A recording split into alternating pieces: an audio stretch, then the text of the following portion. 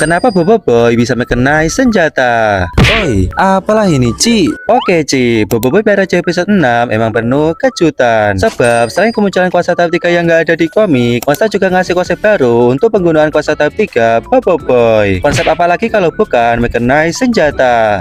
Asli sih, Ci. Ini bener-bener absolute cinema. Sebab selain konsep mengenai senjata memiliki desain yang menarik, konsep mekanis juga memiliki damage yang kuat banget, Ci. Gak cuma itu, efek visual dari serangan spinner Barajo kemarin juga epic banget gak sih? Aku jadi semakin penasaran bagaimana kuasa tahap 3 yang lainnya nanti. Nah, kemunculan mekanis senjata tahap 3 Nova dan Blizzard, sebenarnya ini bisa menjadi semacam easter egg untuk Boboiboy ke depannya. Tapi, sesuai judul video ini ya, Ci, kalian kepikiran gak kenapa Boboiboy Nova dan Blizzard bisa berkenai senjata? Padahal ya, sebenarnya kuasa Nova dan Blizzard adalah kuasa yang sering berantem. Tapi bisa-bisanya malah dua kuasa ini yang pertama munculin mechanize. Nah, untuk menjawab itu, aku punya teori nih, Ci. Jadi, alasan utama kuasa Nova dan bisa mechanize adalah karena ada kemunculan aura Panglima Pairapi dan Mas Mawai. Lah, emang apa hubungannya, Ci? Hubungannya kayak gini. Kamu pasti tahu kan, Ci, kalau kuasa tahap 3 Boboiboy itu sering dikendalikan kuasanya. Nah, ketika Panglima Pairapi dan Mas Mawai yang merasuki, maka kuasa Nova dan Blizzard auto jadi bestie nggak sih? Sebab ya, dulu para Panglima sering latih tanding agar bisa menguasai kuasa tahap 3. Dan latihan itu udah pasti nggak cuma sekali nggak sih, Ci? Makanya ketika aura Panglima muncul, mungkin mereka udah serasa kayak reuni WKWK.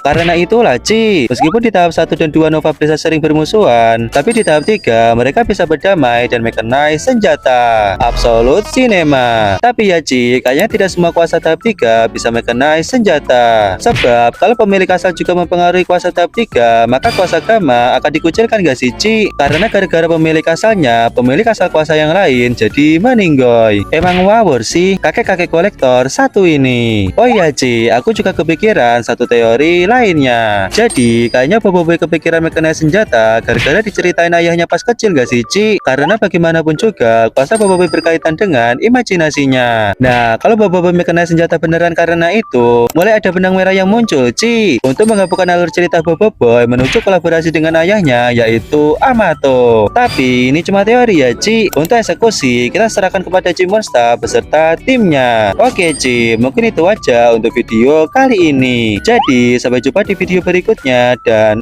oi, apalah ini, Ci?